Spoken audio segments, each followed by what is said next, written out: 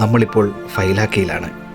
ദിൽമുൻ സംസ്കാരത്തിൻ്റെയും Mesopotamian സംസ്കാരത്തിൻ്റെയും ആഠ്യത്യം നിറഞ്ഞ അവശേഷിപ്പുകൾ മാത്രമല്ല, 1990 Gulf യുദ്ധത്തിൽ ഇറാഖി പട്ടാളം സംഹാര താണ്ഡവമാടിയതിൻ്റെ അവശേഷിപ്പുകൾ കൊണ്ടും നിറഞ്ഞിരിക്കുന്ന ഈ ഫൈലാക്കയുടെ കാഴ്ചകളിലേക്കും കൂടിയാണ് നമ്മൾ പോകുന്നത്. എല്ലാ കൂട്ടുകാർക്കും ഹിസ്റ്റോമീറ്ററിലേക്ക് സ്വാഗതം.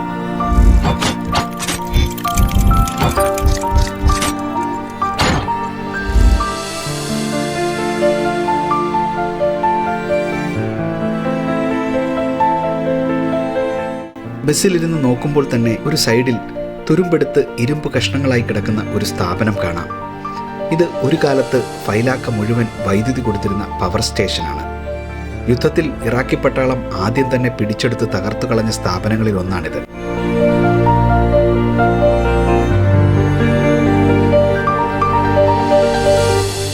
അങ്ങനെ ബസ് ചെന്ന് നിന്നത് ഇവിടുത്തെ ഹെറിറ്റേജ് വില്ലേജിലാണ്. ബസ് ഇവിടെ വരെയുള്ളൂ. ഇവിടെയുള്ള കാഴ്ചകൾ കണ്ടതിന് ശേഷം വേണം മുൻപോട്ടുള്ള യാത്ര എങ്ങനെയെന്ന് തീരുമാനിക്കാൻ. ഇത് 1965 കുവൈറ്റ് സ്വാതന്ത്ര്യം നേടുമ്പോഴുണ്ടായിരുന്ന അമീർ ഷെയ്ഖ് അബ്ദുള്ള അൽ സലേമിൻ്റെ അവധിക്കാല വസതിയാണ്. ഇപ്പോൾ ഇത് ഒരു മ്യൂസിയമായാണ് പരിപാലിക്കുന്നത്. കുവൈറ്റിൻ്റെ 11ാമത്തെ ഭരണാധികാരിയായിരുന്നു അദ്ദേഹം. ആദ്യം തന്നെ കുവൈറ്റ് അമീറിൻ്റെ കൊട്ടാരത്തിലേക്ക് ഞങ്ങൾ കടന്നു.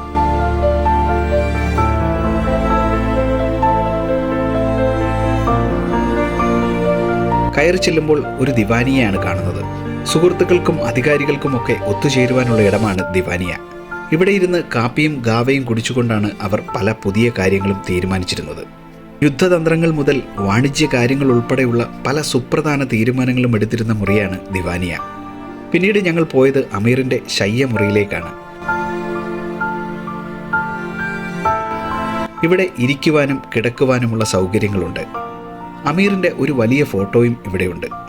ഫൈലാക്കയിലെ പഴയകാല ചിത്രങ്ങൾ അടങ്ങിയ ഒരു ഫോട്ടോ ഗാലറിയാണ് അടുത്ത മുറിയിൽ ഒരുക്കിയിരിക്കുന്നത്.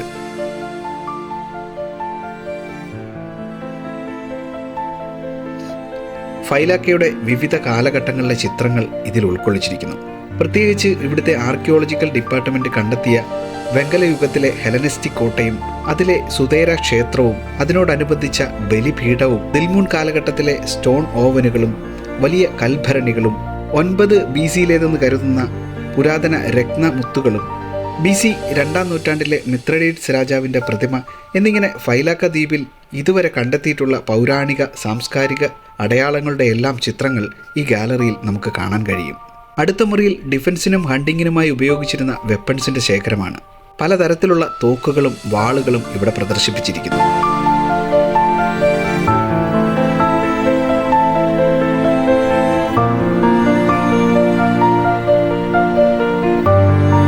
സായാഹ്നങ്ങളിൽ വിശ്രമിക്കുവാനുള്ള ഒരു സ്ഥലമാണിത്.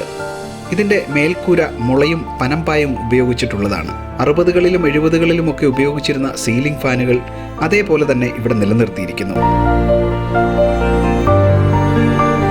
ഇതാണ് കുവൈറ്റ് റൂളേഴ്സ് റൂം. ഇതുവരെ കുവൈറ്റ് ഭരിച്ചിരുന്ന രാജാക്കന്മാരുടെ ചിത്രങ്ങളും അവർ ചെയ്ത പ്രധാന പ്രവൃത്തികളും ഇവിടെ ആലേഖനം ചെയ്തിരിക്കുന്നു. 1950 മുതൽ 1965 വരെ കുവൈറ്റ് ഭരിച്ചിരുന്ന അമീറായിരുന്നു ഷെയ്ഖ് അബ്ദുള്ള അൽ സലേം. അദ്ദേഹത്തിൻ്റെ ഭരണകാലത്ത്, അതായത് 1961 ജൂണിൽ കുവൈറ്റ് സംസ്ഥാനത്തിന് സ്വാതന്ത്ര്യം പ്രഖ്യാപിച്ചു. 1961 ജൂലൈ 16 അറബ് ലീഗിൽ ചേർന്നു. 1963 മെയ് 14 ഐക്യരാഷ്ട്രസഭയിൽ അംഗമായി. ഈ കാലഘട്ടത്തിൽ തന്നെ കുവൈറ്റിൻ്റെ ഭരണഘടന എഴുതുകയും ഇദ്ദേഹത്തെ ഭരണഘടനയുടെ പിതാവെന്ന് അറിയപ്പെടുകയും ചെയ്തു. ഇത് Sheikh Ahmad Al Jaber Al Sabah 1921 മുതൽ 1950 വരെ കുവൈറ്റിൻ്റെ അമീറായിരുന്നു. Ahmadiya school, national library, literary club എന്നിവ സ്ഥാപിച്ചു. കുവൈറ്റിനും സൗദി അറേബ്യയ്ക്കും ഇടയിലുള്ള ഭൂമിയിൽ ബ്രിട്ടീഷ് കമ്പനിക്ക് എണ്ണ പരിവേഷണത്തിനുള്ള ഇളവ് നൽകാൻ ഇദ്ദേഹം സമ്മതിച്ചു. ഇറാഖ്, സൗദി, കുവൈറ്റ് എന്നീ രാജ്യങ്ങൾ തമ്മിലുള്ള അതിർത്തി നിർണ്ണയിക്കുന്നതിന് 1922 ഇദ്ദേഹം ഒരു ഉടമ്പടിയിൽ ഒപ്പുവെച്ചിരുന്നു.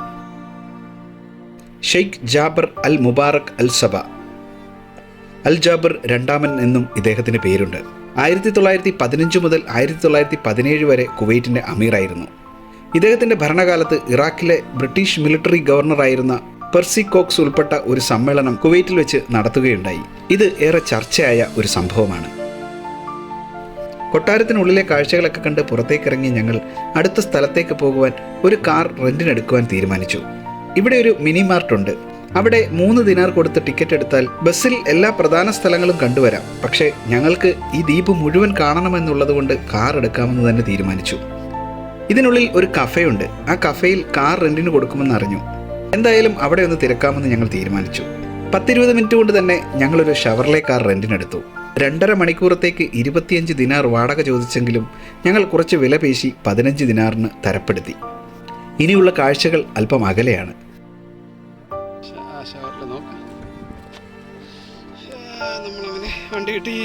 തീരപ്രദേശത്തു കൂടി ഇങ്ങനെ പോകുമ്പോൾ പ്രൗഢമായ പല മന്ദിരങ്ങളും ഇടിഞ്ഞു പൊളിഞ്ഞു കിടക്കുന്നത് കാണാം. ഇതെല്ലാം തന്നെ ഒരു കാലത്ത് വലിയ ധനികർ താമസിച്ചിരുന്ന വീടുകളാണ്. 1990-ൽ യുദ്ധമുണ്ടാവുന്നതിന് മുമ്പ് ഈ പ്രദേശം കൃഷിയും വ്യാപാരവും ഒക്കെയാൽ വളരെ സമ്പന്നമായിരുന്നു. എന്നാൽ എല്ലാം അവസാനിച്ചത് വളരെ പെട്ടെന്നാണ്.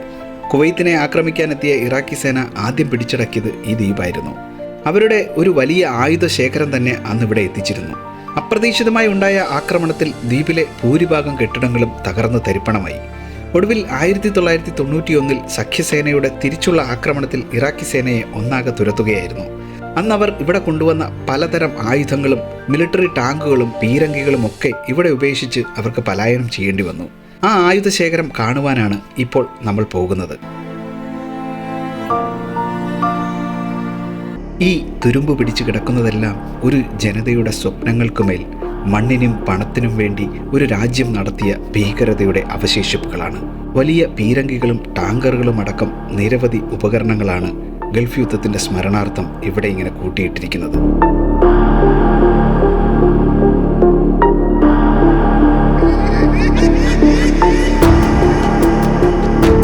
ഇവയുടെ ഇടയിലൂടെ നടക്കുമ്പോൾ ഒരു യുദ്ധമുഖത്തു കൂടി നടക്കുന്നതിന് സമാനമായ മാനസികാവസ്ഥയിലായിരുന്നു ഞാൻ.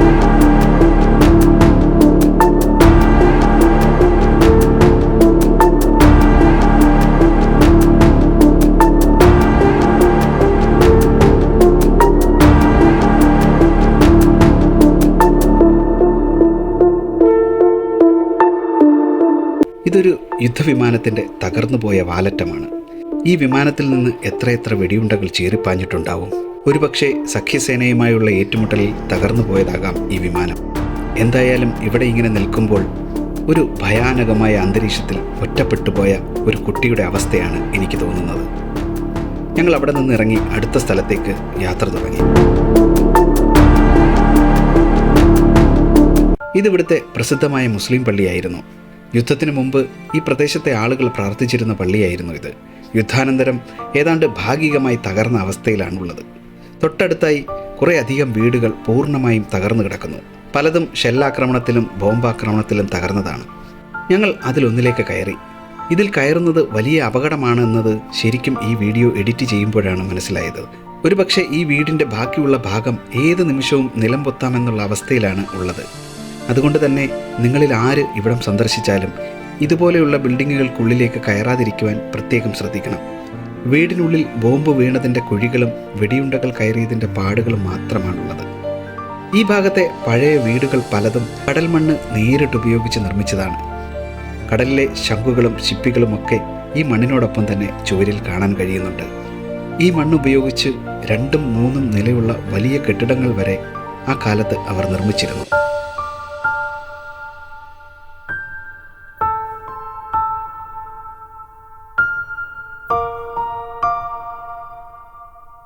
മനസ്സിനെ വല്ലാതെ അലോസരപ്പെടുത്തുന്ന കാഴ്ചകൾ തന്നെയാണ് ഇവിടെ മുഴുവൻ കാണാൻ കഴിയുന്നത്.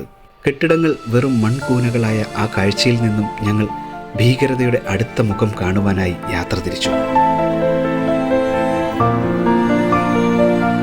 ഇത് കുവൈറ്റിൻ്റെ നാഷണൽ ബാങ്കാണ്. ഇറാഖി പട്ടാളം ആദ്യം കീഴടക്കിയ സ്ഥാപനങ്ങളിൽ പ്രധാനപ്പെട്ടത്. ചുവരിൽ വെടിയുണ്ട കൊണ്ട് അരിപ്പ പോലെയായ ആ കെട്ടിടത്തിനുള്ളിലേക്ക് ഞങ്ങൾ കയറി. ഫൈലാക്കയിലെ ഏറ്റവും വലിയ ബാങ്കായിരുന്നു കുവൈറ്റ് നാഷണൽ ബാങ്ക്.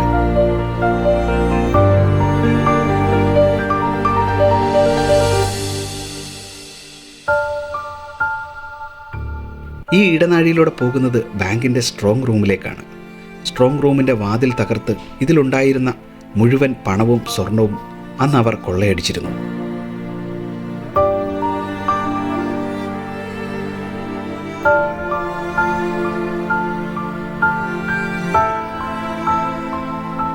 ഈ കതവിൻ്റെ കനം നിങ്ങൾ ശ്രദ്ധിച്ചോ? ഇത്രയും വലിയ സ്ട്രോങ് റൂം അവർ വളരെ നിസ്സാരമായി തകർത്ത് കളഞ്ഞു.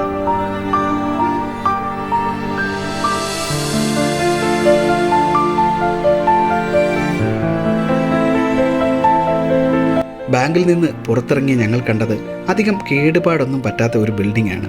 എന്നാൽ ക്യാമറ ഒന്ന് സൂം ചെയ്ത് നോക്കിയപ്പോൾ ശരിക്കും ഞങ്ങൾ ഞെട്ടിപ്പോയി. ഈ ബിൽഡിങ്ങുകളെല്ലാം തന്നെ വെടിയുണ്ടകൾ കയറി അരിപ്പ പോലെ ആയിരിക്കുന്നവയാണ്.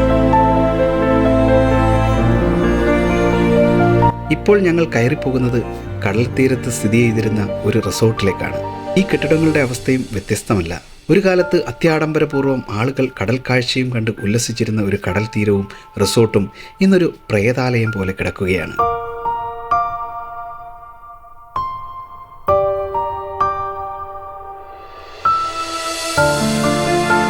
ഇവിടെ ഇങ്ങനെ നടക്കുമ്പോൾ തറയിൽ എന്തോ ഇരുമ്പിൻ്റെ വസ്തു കണ്ട് നോക്കിയതാണ്. അതെടുത്ത് നോക്കിയപ്പോൾ ശരിക്കും ഞങ്ങൾ ഞെട്ടിപ്പോയി.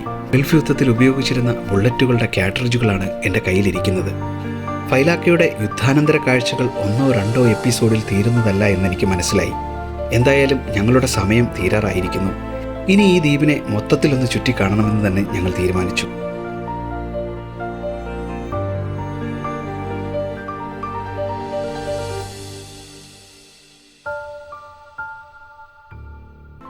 കടലിൻ്റെ നടുക്ക് ഇത്രയധികം പച്ചപ്പ് നിറഞ്ഞ പ്രദേശമാണ് ഫൈലാക്ക.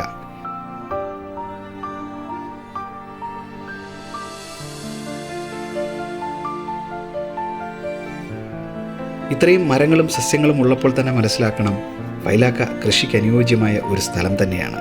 അങ്ങനെ ചുറ്റുമുള്ള കാഴ്ചകൾ കണ്ട് ഞങ്ങൾ മുമ്പോട്ട് നീങ്ങി. ഇവിടെ ഒരു കടൽ തീരത്ത് ഞങ്ങൾ ഇറങ്ങി. ഇവിടുത്തെ കല്ലുകൾ വളരെ പ്രത്യേകതയുള്ളതാണ്. ഫൈലാക്കയുടെ ഒരു ഭാഗം വലിയ കാഠിന്യമുള്ള കല്ലുകളാലും മറുഭാഗം മൃദുവായ മണലാലുമാണ് കാണപ്പെടുന്നത്.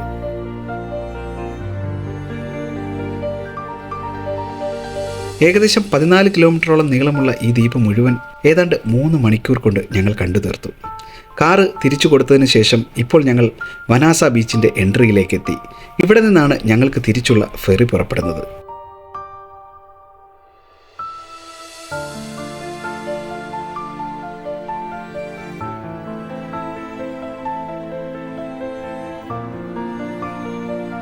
ഏതാണ്ട് 6 മണിയോടെ ഞങ്ങൾ ഫെറിയിലേക്ക് കയറി. ഇനി കുവൈറ്റിൻ്റെ മെയിൻലാൻഡിലേക്കുള്ള യാത്ര. ഫൈലാക്കയുടെ ചരിത്രവും കാഴ്ചകളും നിങ്ങൾക്ക് ഇഷ്ടപ്പെട്ടുവെങ്കിൽ തീർച്ചയായും ഹിസ്റ്റോമീറ്ററിനെ ഫോളോ ചെയ്യാൻ മറക്കരുത്. ഇനിയും ഇതുപോലെയുള്ള ചരിത്ര വീഡിയോകളുമായി വീണ്ടും കാണുന്നതുവരെ എല്ലാവർക്കും നന്ദി.